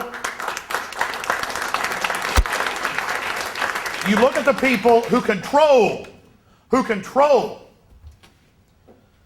the parties, and you look at their actions: open borders, gun control, more regulation, more taxation, arming our enemies, building up China and North Korea. You look at the real actions of the Republicans and the Democrats, they are almost identical. Almost identical. And so you've got the left and the right. I've told the so-called left, the bleeding heart, useful idiot left, you guys should absolutely love George Bush. The government's exploding in size at every level. He's expanding the Department of Education. He's signing on to the UN and UNESCO to take control of our educational processes. He says he'll sign the new assault weapons ban that's come up for reauthorization with a ban of all semi-automatic shotguns. Now that's in there, folks. You should love Bush. He's wonderful. But see, oh no, that's horrible. He's bad. He's one of those right-wing Christians. Folks, the guy goes to Skull and Bones. They put it on national TV. Oh, we caught this ritual on tape with them throat slitting and doing ritualistic murders of women. They claim it's an effigy, just like at Bohemian Grove. They put it on ABC News, and Peter Jennings says, hey, they're just having fun. Then as old men, they go do it at the Grove with Arnold Schwarzenegger and the rest of them. This is incredible. Look at Arnold Schwarzenegger. Democrats hate him. He's the great scourge. You should love him. Gun control, abortion on demand, wide open borders. He says he wants to raise taxes. Got Warren Buffett in there, the big kingmaker, George Shultz, all of them. See, there's no difference. I've been on so-called conservative talk shows, and they'll go, let me tell you something, Buster. If George Bush has got to compromise and ban semi-automatic shotguns, so be it. You got to work to get things done. I think you're working for the communists, boy. I've had them. I think you're working for the communists, boy. It's the same thing. Congressman Ron Paul did an absolutely amazing thing. He gave a speech on July 10th entitled Neo-Con, where he said the Bush administration is run by Trotskyites, this is Ron Paul, organized criminals, corporate raiders, and people that promote a system of, quote, entering into evil and a giant controlling welfare state. And this is where the left and right, that is, the establishment types that think they're on the cutting edge of the false political spectrum, this is where they fall down. The left thinks we got to be nice, we got to get these rich people's money and help all these poor people. I mean, you know, that's the loving thing to do. And then the Republicans go, that's horrible, don't do that. Please don't throw me in the briar patch. You know that children's fable? The rabbit really wants to get thrown in the briar's patch. That's where he can run away and be safe. Oh no, don't give us big government. The last thing we want is giant mechanisms of control to extract your wealth and to dominate you. That's the last thing we want. Big corporations are the biggest recipient of not just government largesse and corporate welfare. You know, this crony so-called capitalism, they are now being given governmental powers. And so the left screams, we got to put this fire out, these evil right-wingers who aren't even right-wingers. You know, they're statists, they're command and controllers. There is no left or right. We got to put the fire out. Bring a truck of gasoline immediately and spray it directly on it. We got to get more air on this. And so as they clamor and jump up and down and, you know, fan the flames, it empowers this juggernaut. The government is nothing but a mechanism. You've got the big central banks that took over last turn of the last century, started printing the money. They own the money machines that print the money. If a country doesn't accept their central banks, the enemy has been involved in terrorism. Giant attack fleets are landing to save them. The whole place is obliterated so the IMF and World Bank can come in and totally enslave the population, and vaccinations can start, and suddenly everybody's sterilized and all the kids have got autism, and we're here to help you. The soldiers are all dying from depleted uranium and sarin and VX in the vaccines. The New World Order, you know, there's certain species of insects that are laid into other living insects, larger insects, and the babies hatch out and eat the inside of it out and then break it open and fly off, and you just see this dead beetle, this husk laying there. That's what America is. We've got all these eggs in us, they're growing real fast. We're at death point. The country's probably going to die, folks. We're at death point. They're eating us. The New World Order is going to bust out of that, using all our energy to set up the global empire, to smash and destroy and mini-nuke everyone. And then the UN, the EU can stand back and say, we are fighting against these evil right-wing Americans. When in reality, again, the creature that laid the eggs in us is sitting right over there in Europe. You understand this, folks? You understand this? And so it points at us. The system, the beast system, points at America and goes, look at that beetle. It's spinning all over the place and going crazy and biting everyone. And then when they're done with us, the brood hatches out, total global domination, total enslavement of you and your family. And you'll have just, I mean, Bush is energizing the phony left wing. They're hatching out everywhere. They're going to totally take over. And don't think these leftists are going to care when you're getting drug off to a camp, having your guns taken. They're going to be cheering, going, finally we defeated them. Finally the UN came to America and stopped this fascist takeover. It feels so good. Shut up. Shut up. We love the UN. And they'll use the UN up too. They said, fine, the UN isn't popular, we'll start some new global organization. Well, NATO's now global, and it's going to be in Israel and Afghanistan and Iraq and North Korea when we take that over. And oh, by the way, if you're not part of this glorious system, they'll just blow something else up again and say, we got to have a national draft of professionals too to work here domestically. It's going to be a draft where everyone serves. Yeah, domestically you can dig ditches or be an engineer or all the auxiliary time. It's compulsory volunteerism. You don't have to volunteer, but after the giant collapse of the banking system, it's the government that puts your 400 multi-pass creds onto the card each month. Fine, you don't want to volunteer. We're all working, and so we're going to cut you off your card if you don't join in to pay for what goes on your multi-pass. They've already announced it. You're going to have 4 grades of ratings. If you have bad credit, you've got a 2nd grade. You're not going to be able to fly unless you pay off the debts, or at least sign up for a work program to pay them off. After all, we can't have these people who were 18 and had hundreds of credit cards mailed to them on purpose. No, they never pay them back. Once you make money, they don't send you credit cards anymore. We can't have all these lazy people ripping off the credit card companies. It was so hard for the central bankers to add zeros and ones on the computer screens. So I hope you're beginning to realize. At this point, folks, we got to fight them as much as we can. They've laid the eggs, again, all in our torso. And they're already breaking out. Right now, the beetle's kind of going, what's going on here? Because they're busting out right now. Now they're starting to feed. There could be an emergency surgery of some type if enough powerful people weren't totally sold out and decadent to remove them. The country's still badly damaged and would, I don't know if they could survive. But we can prepare for the crash landing. And we can work our tails off to inform and educate people so that as the globalists bring us more terror and more wars to get us behind supporting their system, more resistance will form, and then you will see the defeat of this current phase of evil.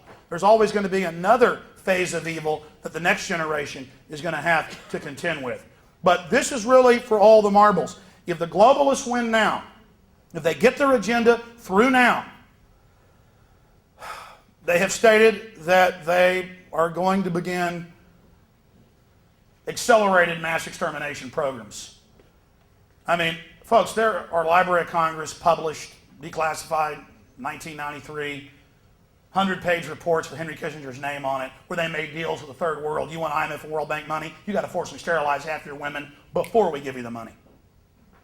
I mean, they've already been doing stuff like that for years. Millions of men in India, police just drive by, grab you, put you in a truck, cut their testicles off. They don't even cut the tubes. We had over 400,000 women in this country grabbed by CPS and health departments, federally funded, up until the 1980s, and taken off to have their uteruses removed. A lot of times they would have, oh, it gets worse, they would have medical students do it. I mean, this stuff's already been going on for a long time. You haven't felt the brunt of it in this country yet. You are, because the system is hatching its young for the next phase. And out of that crisis they're bringing us, they're again going to set us all up for imperial mobilization to work as slaves in the crown jewel of the New World Order empire. And America will be absorbed and its energies refocused to complete this circle of wickedness. But again, think about how far we've already slid.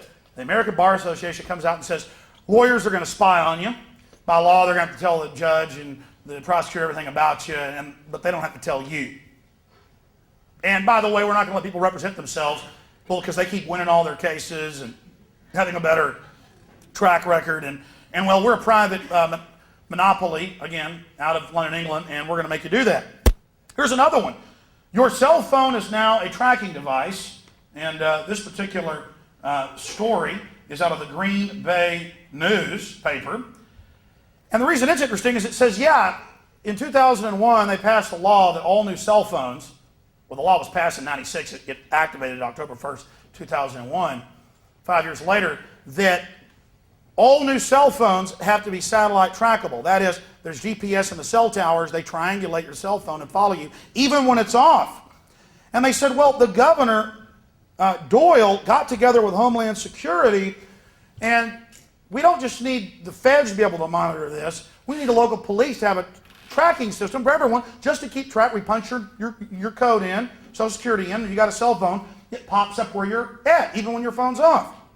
I mean, imagine trying to tell this to somebody 10 years ago that, well, there's going to be a big, giant federal office that's secret, and it's going to watch you as you drive around with your cell phone or in your car.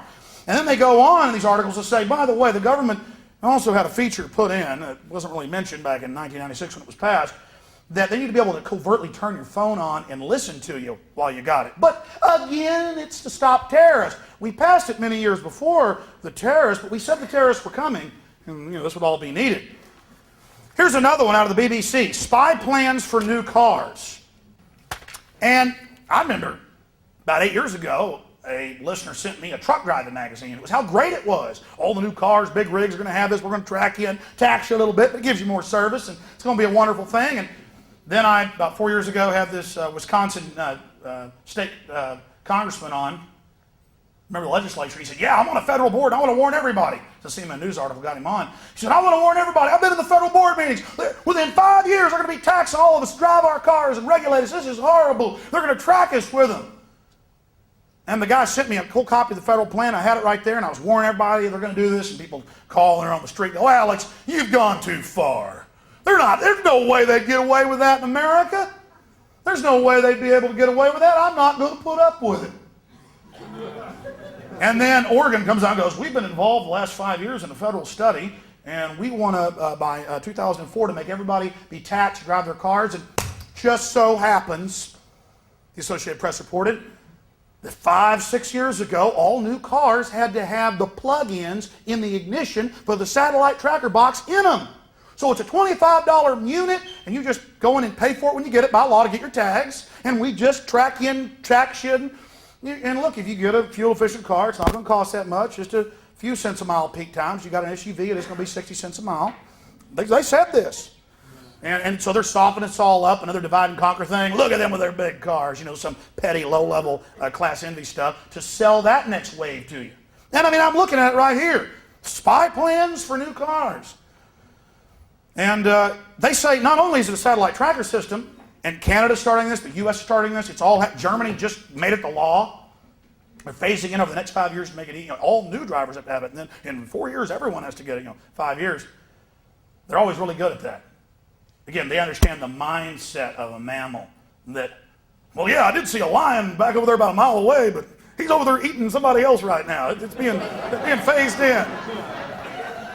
Oh, so we don't have a chance to run. We're in a pen with these people. We've still got some small projectile weapons, which they're kind of worried about. We'll have massive attrition with our stormtroopers if we attempt that move at this point. There could then be a backlash to it as the enemy has victories. No, we can brainwash them and let them keep their guns, and then a tiny fraction will resist. By then it'll be too late. And as Josh Sugarman said from the Violence Policy Center, we've already got your kids. We will ban all guns. So it's very serious. And I predicted years ago, again, once you know these people, it's not hard to know their plan. That they would have Hollywood people and rich people take microchips. And so you see them all over the news, how wonderful microchips are and how we all need microchips. And, this Hollywood person's getting one for their child or daughter. And, look at the family, the chips, and they're so cool. Everybody's got to have it. The same newscast in the same order on every channel saying the same thing, word for word, off an admitted script. You're watching daytime TV dramas, or cop shows. Man, that kid wouldn't have gotten kidnapped if he just had the Applied Digital Solutions chip. Well, here's one out of the Herald Sun. You may have heard of this. Microchip to watch Prince Harry. Prince Harry to be fitted with a surveillance microchip during his year-long holiday in Australia. It's to be implanted under the skin for his safety. See? Wow. Man, that's a major status symbol. It's like the satellite tracking. Ooh, I have OnStar. It's a status symbol. You need to have them remove that if you buy a Chevy vehicle, because now it's standard on all the new ones. And that's the same federal package. Ford's announcing to make GPS standard. See, it's standard, and by the way, there's a tax, and by the way, we set this up 5-6 years ago. See the premeditated nature of it? See how they build the infrastructure and then put us into it? I remember 4 years ago being on the radio and going, here's the Army War College document. Here is the public plan. They're talking about hive minds, connecting us all in by law with microchips in our brains by 2025. The Army War College brags how they'll use the media and hype and peer pressure to get the people to accept what they would have never accepted without the brainwashing, the conditioning. And people go, man, you flipped out. I can't believe that. And I put a link on my website to the Army's website, .mil. And they go, I can't believe they're saying that. The Army's job is going to be implanting every citizen with their own chip. But they actually said that. And then everybody saw on the news the last 2 years after the terror attack, they suddenly played up child kidnappings that were actually way down, but they played them way up and said, what's the answer? And suddenly on every network at the same time, microchips, implantable microchips to track and trace you. I mean, this stuff sounds crazy, but you have all seen it on the news. You've all seen the unified propaganda, the systematic crafting, the same phrases, whole paragraphs on different networks, spoken exactly the same. And see, that goes into the nature of the staged events. They're calling it a Patriot Act debate nationwide. Ashcroft's hearing your concerns. They drive the guy in secretly to the hotel where he gives a speech. No one is allowed in. They frisk the media. Only allow certain members of the media to ask questions. This has all been admitted. I mean, it's like Bush up there for how great Made in America is, how much good American-made things we have, how good the economy is up in St. Louis earlier this year, with all the Made in America USA sprayed on the boxes, and they zoomed in. It's all made in China. None of it was made here, but it was just an illusion. Secret Service told them in Indianapolis, Indiana, a couple months ago, "All right, everybody, President's about to be here. Take your ties off, or you can't be in here." Thousands of people. Some people said, well, I'm not taking my tie off. Secret Service threw them out. That's your free country. You go hear the president speak, and it's all, let's have everybody from the weapons plants come. It's already a controlled mass there. And so the crowd from the weapons plant comes in to watch the president. They're already all for weapons sales and everything. So, this is a good crowd. But then they're told, take your ties off. Because they want to have the view that, we're blue collar, we're not wearing ties. My point is, I could talk for hours about that. It's totally staged. It isn't liberal bias or conservative bias. See, they know that your minds are somewhat sophisticated. So they will create layers of, you peeled that layer back, you found out it was a liberal bias. You peeled that layer back, it was a neocon bias. You peeled that layer back, it was a big government bias. No, it's again, scientifically crafted warfare system. And even before they were coming out with all the microchips, telling us how good all the implanted microchips would be, they said, watch kooks that talk about implantable chips, and all these nuts that talk about urban warfare training and black helicopters. Then all of a sudden, years before they launched all the helicopters on us and the raids and the training to get us ready to get rid of posse comitatus, the 1878 law that bans the military from engaging in law enforcement activities, they would say, crazy people talk about black helicopters, it's a code word for absolute evil. And then when the helicopters and the urban warfare training hit Texas and the rest of the country, and they were blowing up buildings in front of people and terrorizing the population, Czechoslovakian troops running around, they went, of course, we're just doing some training to get our military ready. And black helicopters exist. But still, people that warn the public about black helicopters, kind of this icon or symbol for urban warfare training, conditioning, they go, but you're still weird to talk about them. You're still weird to talk about implantable microchips. You're that weird guy who talks about all that weird stuff. I'm like, why isn't it weird when it's on the news? Right. See? So that's built-in defense mechanisms where people don't want to face a threat. So they want to just deny what you're saying. They want to deny what you've told them. They don't want to believe it. Everything's been made so comfortable for us here while they euthanize the human spirit. Here's one out of Television Week. We posted this on Infowars.com. Television Week. Big magazine, industry magazine. It says, is your television watching you? Television Week. Could the federal government find out what you're watching on TV, even if you're not the subject of a criminal investigation? The answer is yes, according to legal experts and industry officials.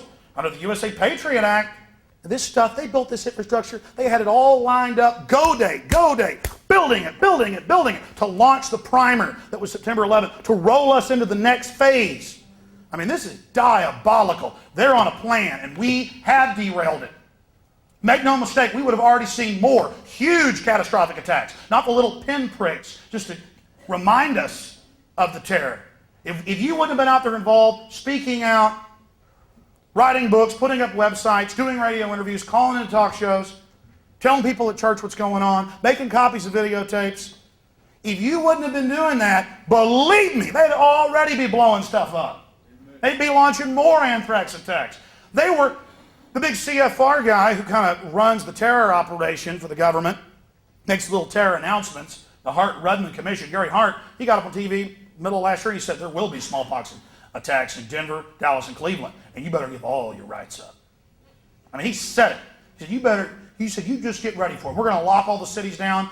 They had the head of FEMA, Mike Van Winkle, up in New Jersey, say in the newspaper, in the Gannett News Service, that, hey, under a red alert, you can't leave your house. You'll be considered an enemy combatant if you leave your home. The Army, they had one of their colonels in the Detroit Free Press. He said, we'll shoot grandmothers if they try to run quarantine. And you look at what Bush is doing, he's building 3 dozen giant, what he calls BioShield Level 4 bioweapons plants. Baltimore Sun said they're going to produce thousands of gallons of liquid death, of weaponized smallpox, weaponized Ebola. And they're just doing it right in front. The terrorists are about to strike us. The terrorists are about to strike us. And they're building all these giant plants to just, and in big cities and small towns. 3 dozen of them.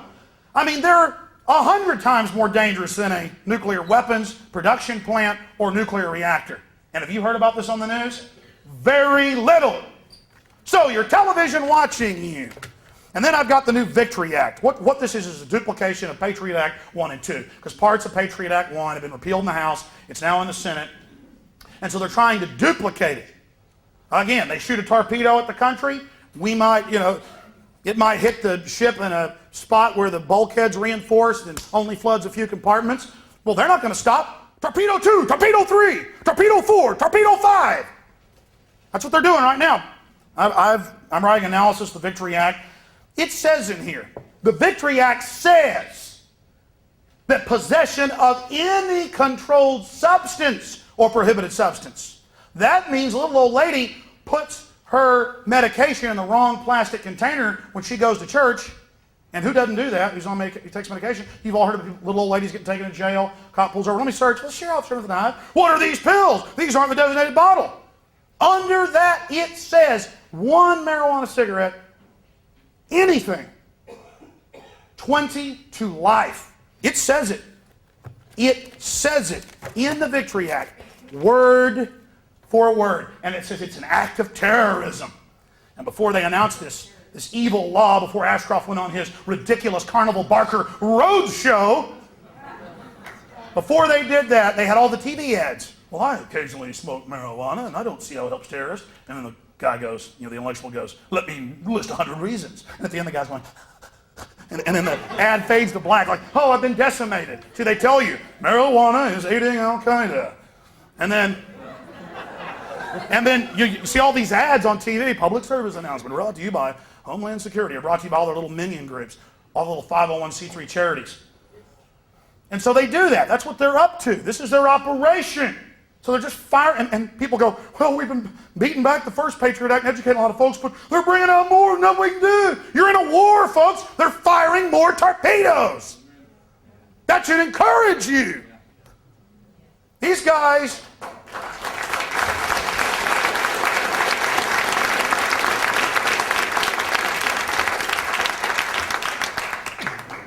arming enemies, arming terrorists.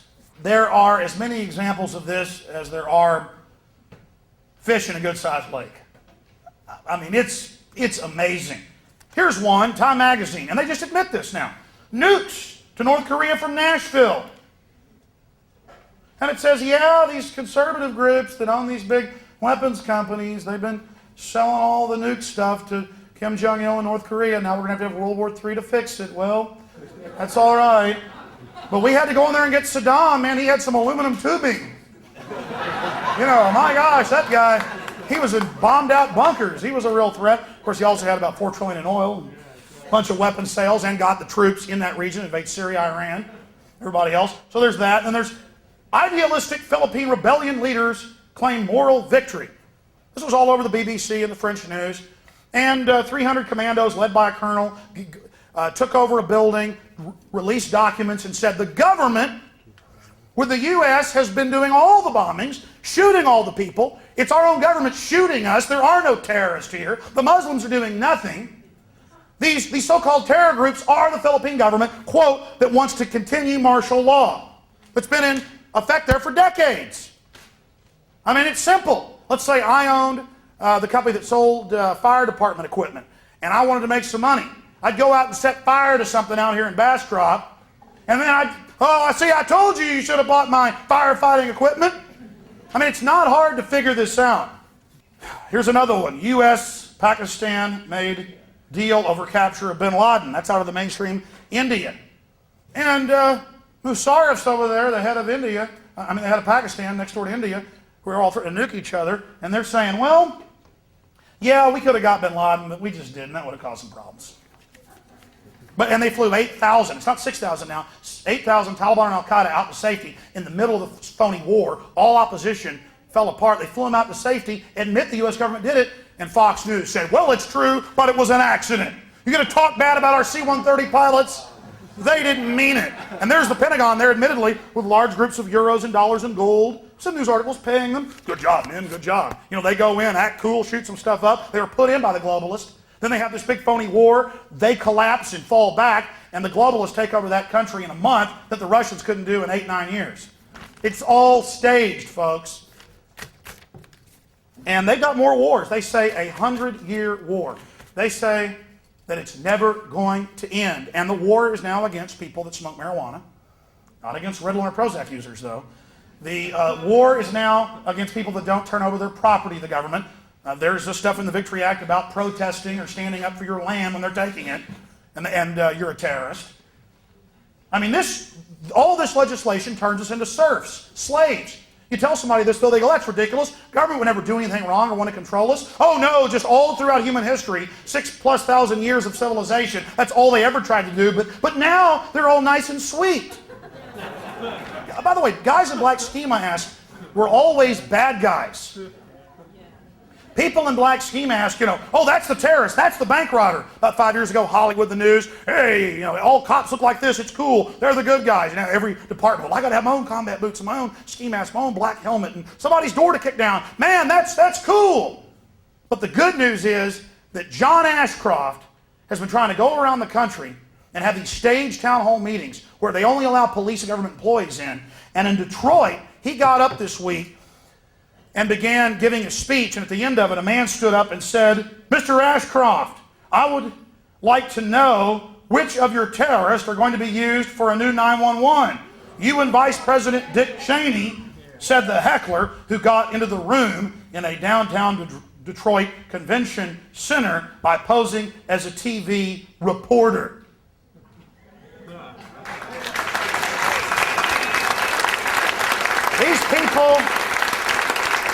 These people shouldn't be able to go anywhere in public where they're out peddling their lives without being confronted by you, we the people.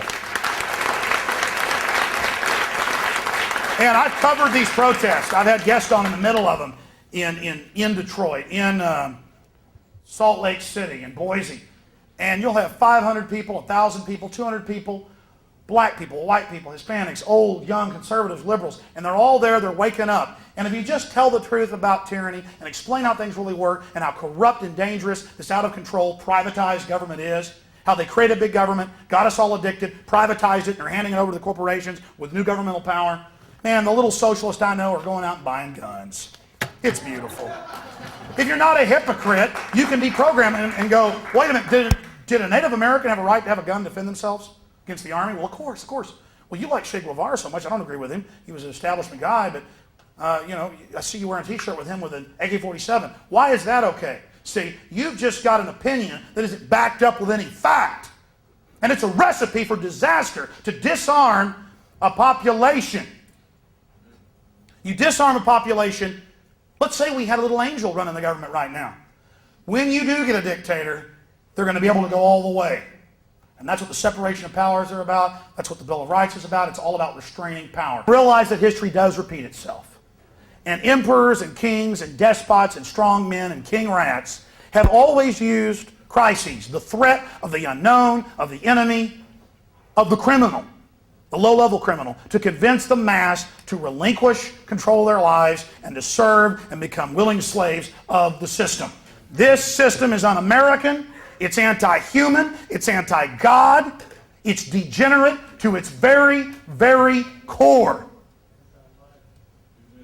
And you are part of history in your fight against it. You are special. You do matter. You are leaders. So get in the bleeding heart liberal idiots' faces, the mindless neocons. Get in these people's faces and wake them up that we are under a massive, sustained terrorist attack by the New World Order military-industrial complex, and that they're attempting to expand that control. Again, thank you so much for coming, and God bless you all.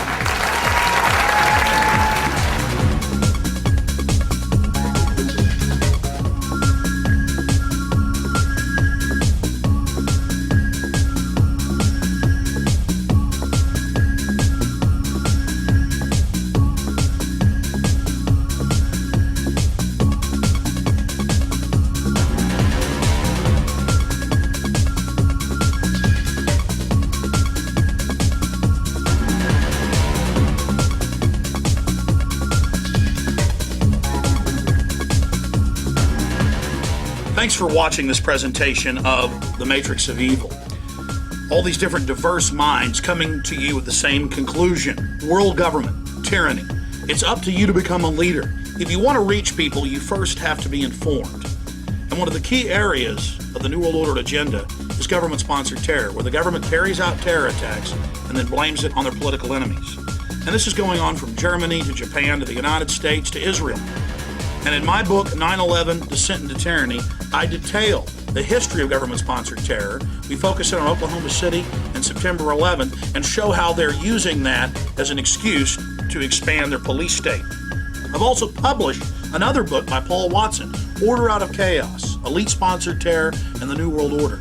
This book, in over 300 pages, lays out the facts of government-sponsored terror. It proves that the New World Order carried out September 11th and most other major terrorist attacks, and then again use those events to scare the population into accepting tyranny. One of the best videos I've produced of the 10 I've made over the last 6 years is Police State 3 Total Enslavement. You want to wake people up?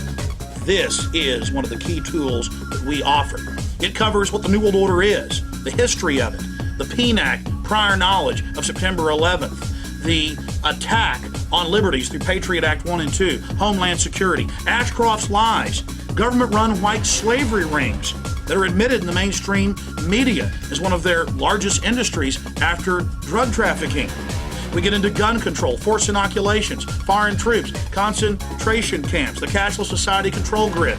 Police State 3 Total Enslavement, folks, is an incredible film if you want to truly be informed about our world today and be educated so you can inform others and be a leader in your community.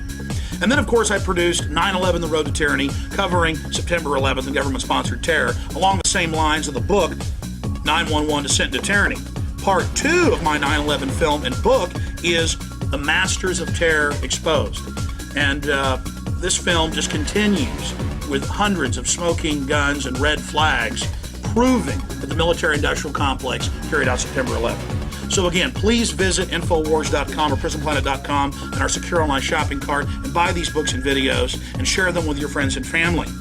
Or you can simply call toll-free 1-888-253-3139 or write to us at the address that we're going to put on the screen. Number one, these videos and books are powerful tools to wake people up. 90% of those that see these documentaries are beginning to awaken because the New World Order agenda is so far along now, they're very perceptive to the truth. They already instinctively know that something's wrong. And secondarily, purchasing these films and books also supports our ministry and what we're doing to unlock minds, to free minds out there, to shatter the controlled paradigms and attempt to resist this dehumanizing force that is neo-serfdom. Again, thank you for joining us. Thank you for your support. God bless you.